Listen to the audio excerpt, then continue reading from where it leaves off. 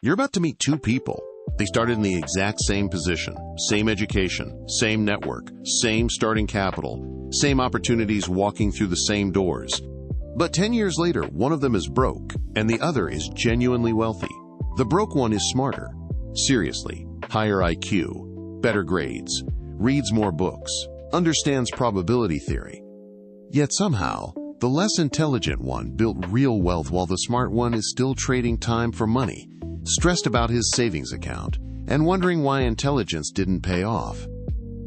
If you've ever felt this tension, like you're doing everything right and still falling behind, hit subscribe, because we're about to decode exactly why this happens, using lessons from Machiavelli that most people never connect to modern money. Let's start with their story. Meet Alex. Alex is careful, methodical. He analyzes everything. When he sees an opportunity, he runs the numbers, stress tests assumptions, reads case studies, and builds a financial model. He's genuinely smart.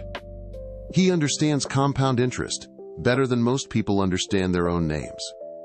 He knows that 1% daily improvement over a year beats lottery tickets every single time. So Alex plays it safe. He invests in index funds. He avoids anything he can't fully understand. He keeps 6 months of expenses in cash, because the unexpected always happens. His spreadsheets are beautiful. His risk assessments are thorough. And he sleeps well at night, knowing he's not going to lose it all on some stupid bet. The problem is, he's also not going to win. Now meet Jordan. Jordan is bold. When Jordan sees an opportunity, Jordan moves, not recklessly, but decisively. Jordan doesn't need to understand every variable before acting. Jordan understands that perfect information doesn't exist, that waiting for certainty is just another word for staying small, and that the biggest opportunities always feel uncomfortable. So when a friend mentioned a business idea, Jordan didn't spend 3 months analyzing it. Jordan joined. When a new market opened up, Jordan didn't wait for proof of concept from competitors. Jordan moved into it first. Jordan failed a couple of times. Publicly. Expensively. But Jordan also won big when the wins came, because Jordan was actually in the game. 10 years later, Alex has built his net worth through discipline. It's solid. Maybe $2 million. He's proud of it. He did everything right. No major mistakes, no catastrophic losses. But here's what keeps him up at night now. It's not growing anymore. Not really. The market returns are about 7% a year. His salary increases are maybe 3%. The compounding is so slow it barely feels real. Meanwhile, Jordan's net worth is $8 million. It came from 3 successful ventures, 2 failed ones that taught expensive lessons, and a network so valuable that introductions alone have created millions in exits for other people. Jordan failed more than Alex ever risked. And yet Jordan is richer. This is not a story about luck. This is a story about psychology. And it all traces back to 6 traps that smart people fall into. Machiavelli wrote that the quality of decisions is determined by the quantity of knowledge, yes, but also by the ability to act on that knowledge decisively. He understood something that modern intelligence culture got wrong. Caution is not the same as intelligence. In fact, excessive caution is the mask that intelligence wears when it's afraid. The first trap is analysis paralysis dressed up as rigor. When Alex sees an investment opportunity, his brain immediately starts generating scenarios. What if the market crashes? What if the company fails? What if I misunderstood the revenue model? His intelligence makes him excellent at finding reasons not to act. He's not being stupid, he's being thorough. But thoroughness without action is just expensive worry. Machiavelli noted that a prince who waits for perfect conditions will never rule anything. And in modern wealth building, waiting for perfect conditions is the exact same trap. The second trap is that smart people optimize for avoiding losses instead of capturing gains. This sounds reasonable. Don't lose money, right? Smart money protects itself. But here's what Alex misses. Most wealth isn't built by avoiding losses. It's built by capturing upside before it's obvious to everyone. By the time something is obvious, by the time Alex's analysis confirms it's safe, the gains are already priced in. The first people into Amazon weren't people who ran regression analyses. They were people who saw the thesis, believed in Bezos, and moved, while it still felt risky. This is Machiavelli's second principle in action. The appearance of strength often matters more than theoretical safety. People invest in people who act with conviction, not people who hedge all their bets and whisper their qualifications into the corner. When you're trying to raise capital, recruit talent, or build partnerships, hesitation reads as weakness. Decisiveness reads as strength, even when both parties know you're taking a risk. The third trap is that intelligence makes you aware of every reason something could fail, which makes you less likely to try things that actually could succeed. Alex knows about survivorship bias. He knows that successful entrepreneurs often got lucky. He knows that most startups fail. All of this is true. All of this is smart. And all of it paralyzes him. Meanwhile, Jordan knows these things too. But Jordan also knows that the only way to be part of the survivorship bias is to survive. Knowledge of the odds shouldn't prevent you from playing. It should inform how much you bet. Alex has confused understanding risk with not taking any risk at all. Machiavelli would call this a failure of nerve dressed up as wisdom. The fourth trap is that smart people fall in love with being right more than being rich. Ask Alex about his investment philosophy, and he'll give you a beautiful explanation of why index funds are the optimal choice given his constraints. He's right. By every measurable definition, he made the smart choice. But being right in theory and being rich in practice are not the same thing. Jordan, meanwhile, has taken positions that turned out to be wrong. Jordan has advocated for strategies that failed. But Jordan learned something crucial. The market doesn't grade you on whether your reasoning was sound. The market only cares about whether you made money. Being right feels good. Being rich is better. And surprisingly often, these are in direct opposition. The person willing to look stupid while exploring a new thesis will find opportunities that the person committed to looking smart will never see. The fifth trap is that smart people believe that information is the missing ingredient. If I just read one more book, if I just understand this one additional framework, if I just get one more data point, then I'll be ready to move. It's a version of perfectionism. The gap between knowing and doing feels like it's a knowledge gap, but it's not. Alex has read more about investing than 99% of people ever will. He understands modern portfolio theory. He knows behavioral economics. He knows what he should do. The missing ingredient isn't information, it's conviction. And conviction comes from somewhere that books can't reach. It comes from experience, from failure, from seeing an opportunity, moving into it, learning what actually happens instead of what theory says will happen. You can't think your way into conviction. You have to live your way into it.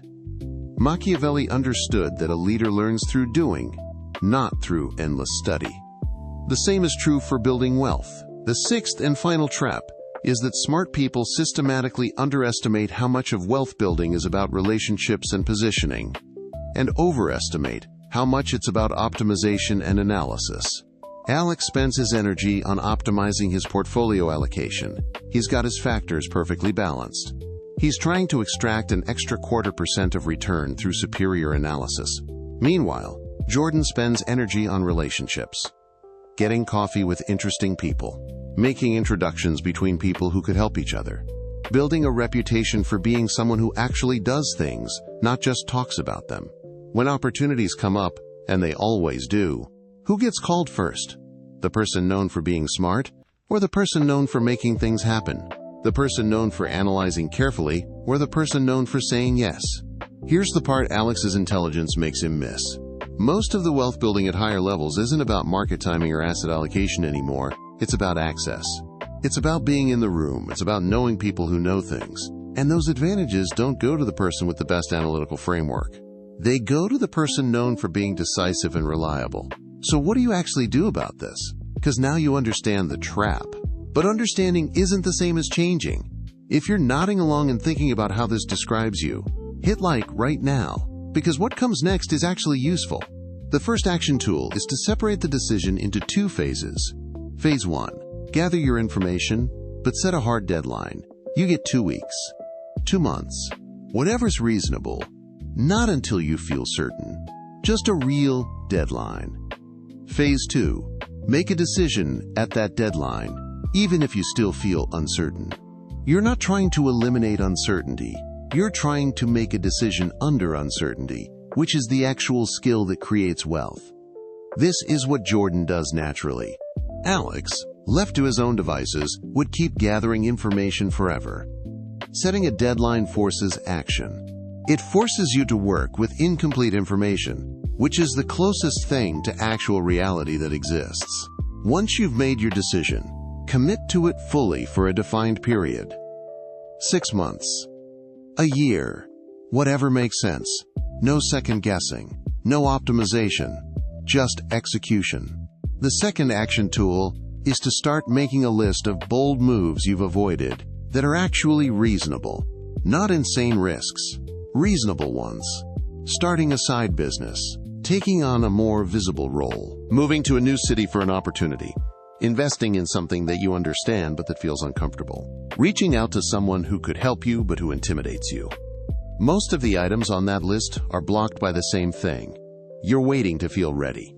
You'll never feel ready. Ready is something you become while you're doing something, not something you are before you start. Pick one item from that list. Not the scariest one. Just the one that's been nagging at you the longest. And commit to doing it in the next 30 days. Don't think about it anymore. Decide that it's happening, then manage the details as they come. This is how you build the confidence that leads to real wealth. Not through more analysis, through action. The third action tool is to invest in your positioning, not just your portfolio. Every month, do one thing to increase how many people know you and how you're positioned. Go to an industry event. Write something public about your ideas. Make a cold outreach to someone you admire. Teach something you know to other people. Build something visible. The wealth you build through relationships over the next decade will almost certainly exceed the wealth you build through portfolio optimization. And yet most smart people spend all their time on portfolio optimization and almost no time on positioning. This is backwards. Think about it. When you had the biggest opportunity of your life, did you find it through superior analysis of financial data? Or did you find it through someone you knew who introduced you, recommended you, or invited you? Most wealth comes from the second kind of opportunity. And those opportunities come through positioning. They come from being known as someone who understands their field, who executes, who's worth knowing. Here's what's true about Alex and Jordan that's not in the story. They're going to stay on these different paths. Alex's intelligence will keep him safe. His analysis will keep him from the worst mistakes. But it will also keep him from most of the big wins. That's the trade-off he made, probably without realizing he was making it. He traded upside for downside protection. That's a reasonable trade. Some people need that. But if you're watching this, you probably don't need that trade. You probably want the wealth more than you want the certainty. In that case, the path is clear. You need to become more like Jordan. Not reckless, but decisive. Not ignorant, but willing to act on incomplete information. Not careless, but willing to fail publicly and expensively in service of something bigger. The smart people stay broke because intelligence without action is just an expensive way to worry. The bolder people get rich because they understand that the only real mistake is the opportunity you didn't take. If you found this useful, please like and subscribe. And before you leave, I want to know, what's the bold move you've been avoiding? What's the one thing that keeps coming up in your mind that you're scared to do? Because I guarantee that's where your wealth is hiding. Leave a comment and tell me what it is. Not for me, for you. Write it down, make it real, and then do the work. Thanks for watching.